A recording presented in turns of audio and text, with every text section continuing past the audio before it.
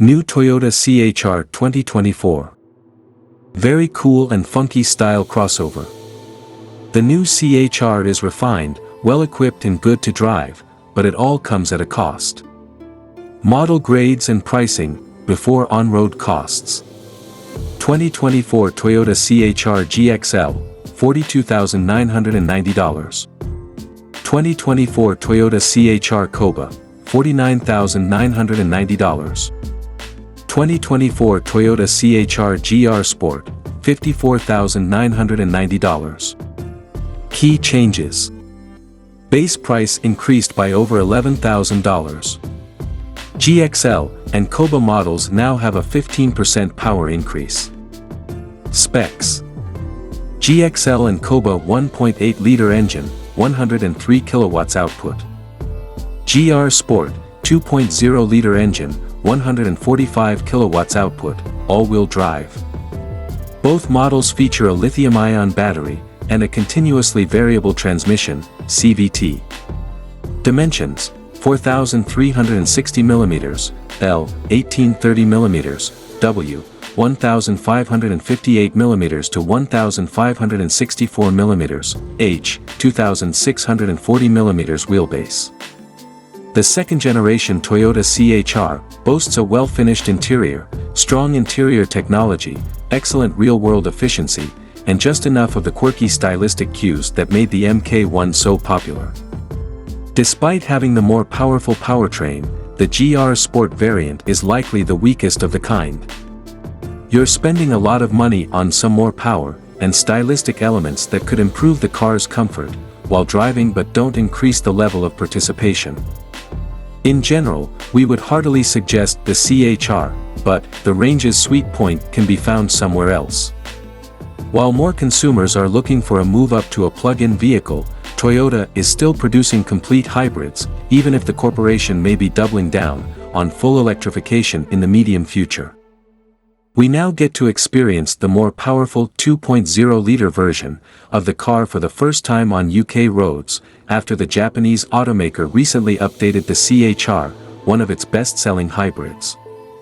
Remember that Toyota offers the C-HR with two distinct engine options, 2.0 and 1.8 liters, both of which are combined with the company's fifth-generation hybrid technology.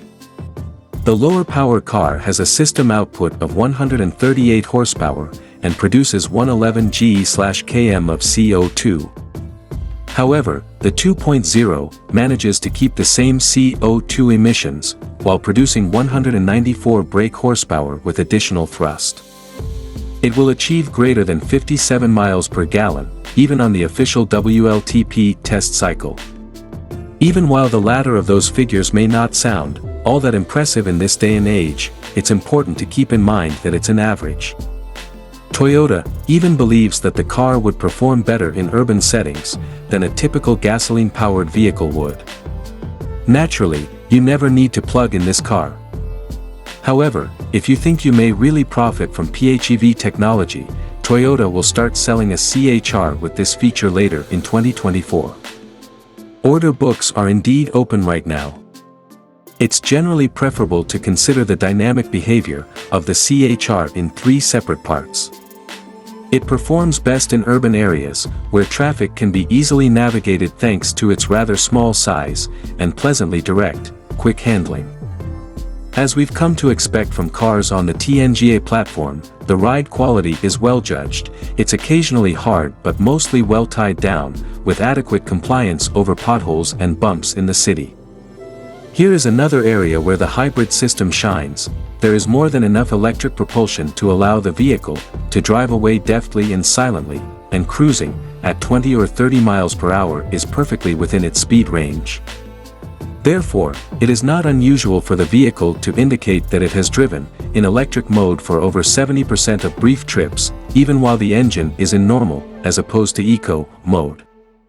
Highways continue to be the C-HR's weakest environment, while they are by no means intolerable, and at least one of the Armour's weaknesses may be partially attributed to the GR Sport specification. When you accelerate to catch up with traffic, the hybrid system does produce its typical burst of power. However, it soon levels out and becomes inaudible due to a noticeable amount of wind noise coming from the area surrounding the side mirrors and A-pillars. The GR's 20-inch rims are the greatest culprits since they transfer a good deal of low-frequency noise up from the road surface below. We believe a C-HR on 17s might behave better in this area. Toyota hasn't strayed too far from the stylized formula that made the original C-HR such a hit inside.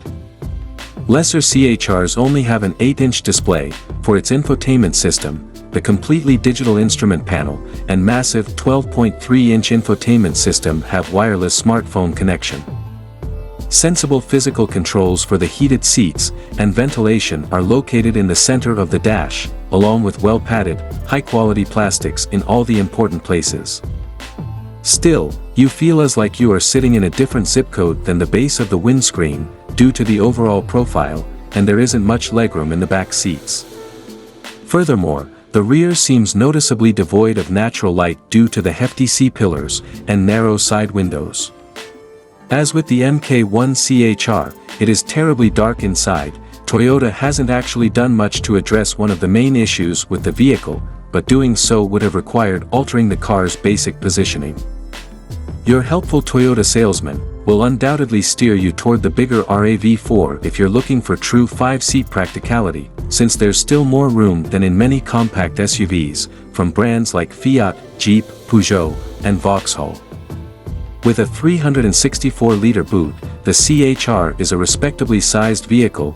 Nevertheless, just with the more traditional Corolla hatchback, the larger engine up front comes at a cost in terms of total capacity.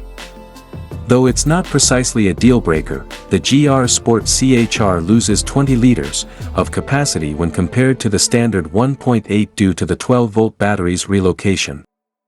Since the GR Sport is now the only trim level that offers 2.0-liter engine and comes at a considerable premium, price could be a bigger concern than the load bay.